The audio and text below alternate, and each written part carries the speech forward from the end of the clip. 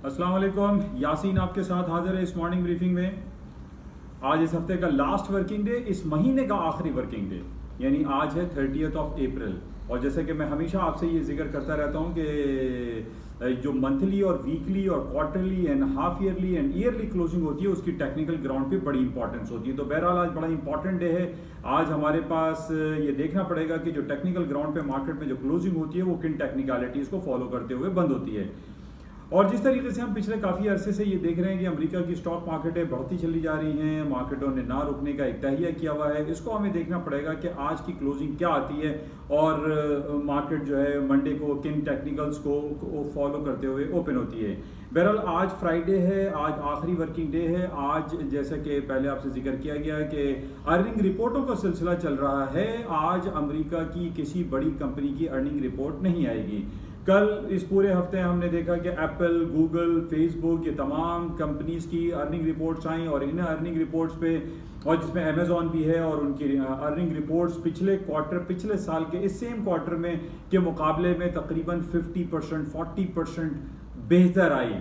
तो ये एक बहुत बड़ा एक अलमिया कहा जाए तो बेजा ना होगा, क्योंकि पिछले 1.5 साल से हम ये देख रहे हैं कि जनाब कोरोना वायरस पेंडेमिक की वजह से लोगों के जहनों में ये बात आ रही है कि मार्केटें क्रैश हो जाएंगी, गिर जाएंगी, लॉकडाउन शटडाउन की वजह से बाजारें गिरेंगी, लेकिन ऐसा कुछ हो नहीं रहा है। और उसकी बुनियादी वजह जो कि बताई जा रही है उसमें यही है कि अमेरिका पिछले 1.5 साल से ट्रिलियंस ऑफ डॉलर के इकोनॉमिक स्टिमुलस पैकेजेस दे चुका है, इकोनॉमिक प्लान दे चुका है, जिसकी वजह से ओवरऑल मार्केट का जो एक सेंटीमेंट्स है वो पॉजिटिव की तरफ है। और इसी वजह से हम देख रहे हैं कि स्टॉक मार्केट मुसलसल ऊपर की तरफ है।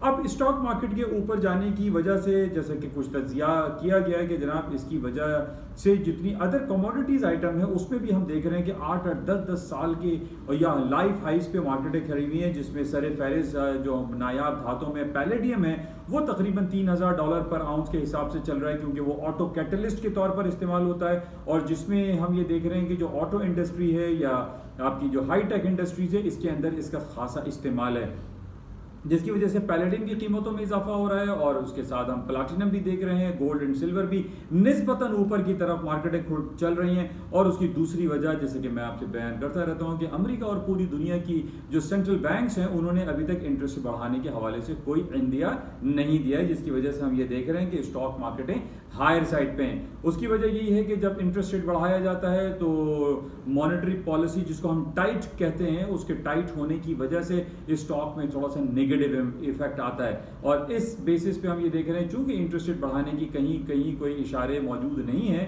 इस वजह से स्टॉक में मुसलसल तेजी बरकरार है।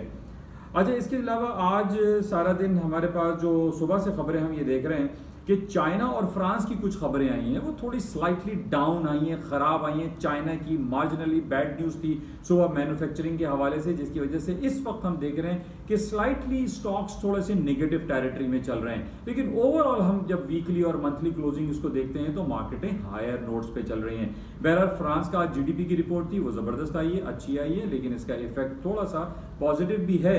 लेकिन चाइना का चूंकि वेटेज ज़्यादा है, चाइना की मैन्युफैक्चरिंग या इंडस्ट्रियल प्रोडक्शन के हवाले से जो रिपोर्ट ख़राब आई है उसका थोड़ा सा हम स्लाइटली नेगेटिव इफेक्ट देख रहे हैं मार्केटों में है।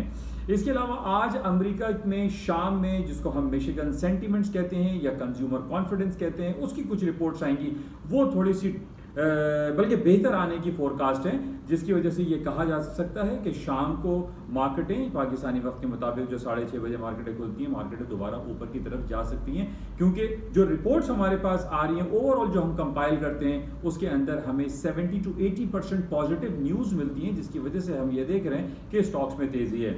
अच्छा, इसके अलावा एक बड़ी खुश आइन बात हमें दिखाई दे रही है जो कि साल से हम देख रहे हैं कि सऊदी अरब और ईरान एक दूसरे के बहुत ज़्यादा खिलाफ रहे और जंगी कैफियत में भी रहे। और ख़ास तौर पे यमन में जो हौसी कबाइल हैं जिसको कहा यह जाता है कि ईरान उसकी पुष्ट पनाही कर रहा है, इस हवाले से मोहम्मद बिन सलमान की जानिब से ये बयान आना है कि वो ईरान के साथ अच्छे खुशगवार ताल्लुकात चाहते हैं, ये बड़ी खुश आइन बात है और इस पूरे रीजन के लिए जो अरब वर्ल्ड है इसके लिए बहुत पॉजिटिव बातें हैं।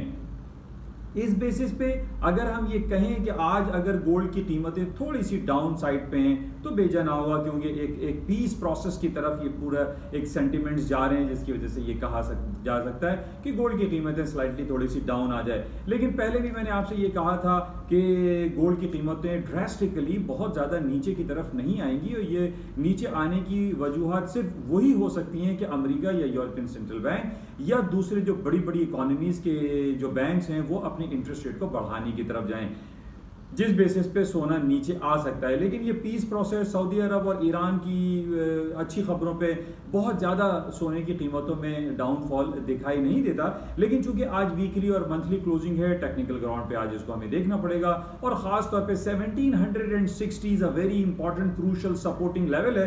अगर मार्केट 1760 से नीचे क्लोज होती है तो ये कहा जा सकता है कि मार्केटें दोबारा से डाउन साइड पर जा सकती हैं। बहरहाल टेक्निकल ग्राउंड पे हमें ये देखना पड़ेगा कि आज की क्लोजिंग गोल्ड में किन टेक्निकल्स पे होती हैं, और उसके बाद हम मंडे को ये चेक करेंगे कि मंडे को मार्केटें किन लेवल्स पे ओपन होती हैं। बहरहाल इसको हम क्लोजली वॉच में रखेंगे, चेक में रखेंगे कि क्या सूरत हाल रहती है।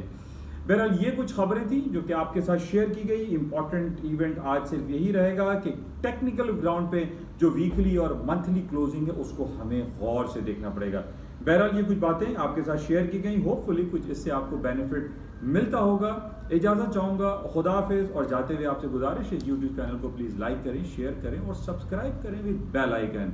इंशाल्लाह राब्ते में रहेंगे। हफ्ता इतवार 2 दिन छुट्टी। अगर कोई इंपॉर्टेंट इवेंट हुआ तो आपके साथ रब्ता कायम किया जाएगा संडे नाइट को। थैंक यू, खुदा हाफिज़।